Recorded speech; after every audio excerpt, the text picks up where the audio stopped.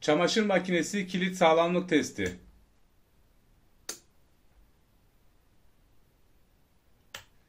Easy mi? Easy tabii ki de. Şimdi bunu nasıl yaptığımızı anlatalım. Önce fişimizi çekelim, bir emniyetimizi sağlayalım.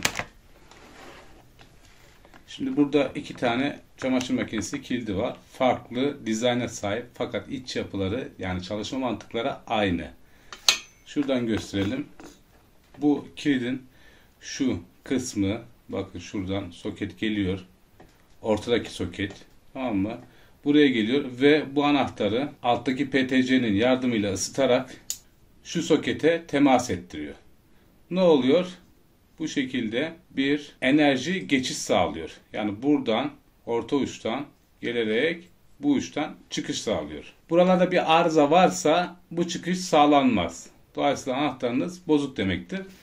Uçlarını tespit etmek için avometre kullanılıyor genelde. Fakat ben bunu pek tercih etmiyorum. Açıp görmem lazım. Çünkü içerideki bir yanık yüzünden avometrede aldığımız omaj yanlış uca bağlamamıza neden olabilir. Şimdi omajına bakalım. Değer yok. Değer yok. Değer yok. Bu zaten bozuk. PTC elemanı patlamış iç kısmında. Şimdi buna bakalım. Buradan omajı aldık. 600 küsürler.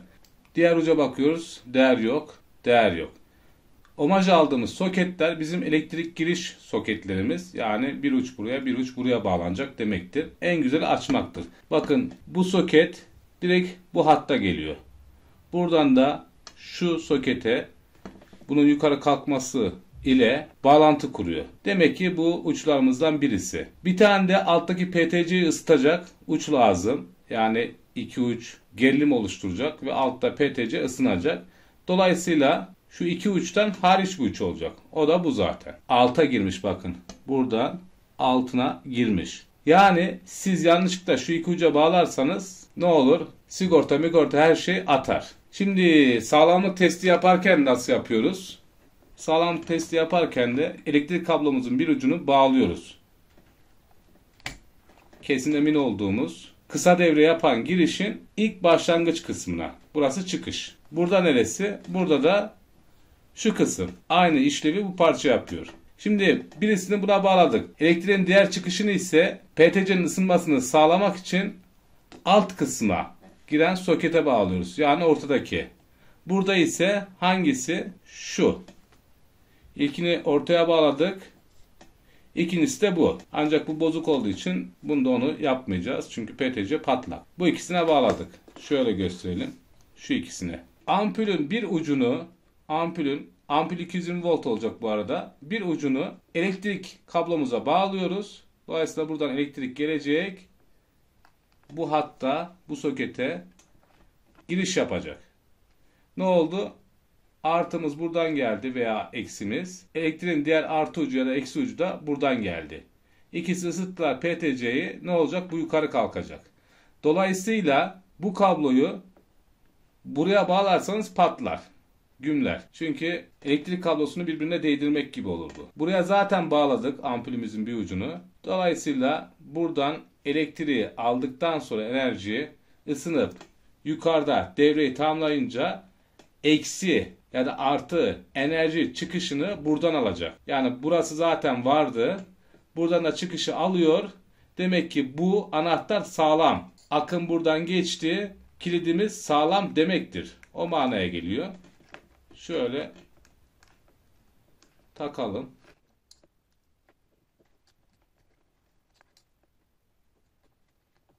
Kilitlerin nasıl çalıştığı ile ilgili videomuz var. Oradan detaylı öğrenebilirsiniz. Ancak bu sağlamlık kontrolü sadece bu videomuzda. Zaten o yüzden çektiğimiz bir video.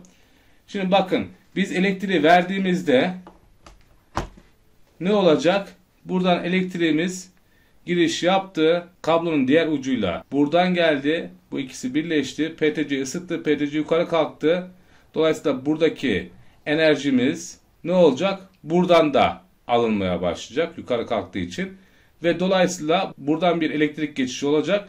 Ampulün devresi tamamlanacak. Ve ampul yanacak. Yanmıyorsa kilit bozuk demektir. Tabi bunların da süresi var. 5 saniye, 6 saniye, 7 saniye içerisinde yanması lazım. Sonrasında yanmaya başlıyorsa o kilitte yavaş yavaş hadi bana eyvallah size kolay gelsin diyor manasına gelebilir. Bakın.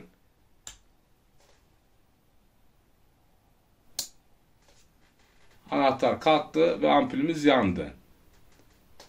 Yaktığınız ampulü bir süre sonra devre açıkken ampul söndü. Bu da bu kilidin bozuk olduğu manasına gelir. Çünkü sönmemesi lazım.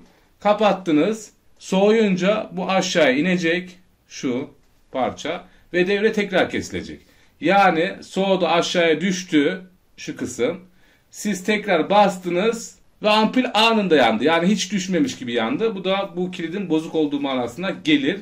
Çünkü yapışıyordur oraya. Voltaj yiyince yapışır. Bırakmaz. Ayrılmaz. Bu pozisyonda kalır. Şimdi biraz soğusun, bekleyelim.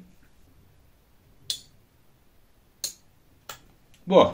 Elektrikle uğraşmak sakat iş. 220 volt insan vücudu için ölümcül bir değer. 50 voltun üstü insan vücudu için zararlı voltaj olarak adlandırılıyor. Bu nedenle bu tarz işleri ehil olmayanlar, elektrikten anlamayanlar kesinlikle yapmasınlar, denemesinler. Biz çoğu zaman testlerimizi bu şekilde yapıyoruz ancak bu kilitlerle çok uğraşmıyoruz. Bunu da belirteyim. Kilit arızaysa çöp arkadaş. Bu kilitlerin tamir edilmesini önermiyoruz. Umarım faydalı güzel bir video olmuştur. YouTube kanalımıza abone olarak destek verirseniz sevinirim. Başka bir videomuzda görüşmek üzere. Hepinize sağlıklı, mutlu, güzel günler dilerim. Hoşça kalın.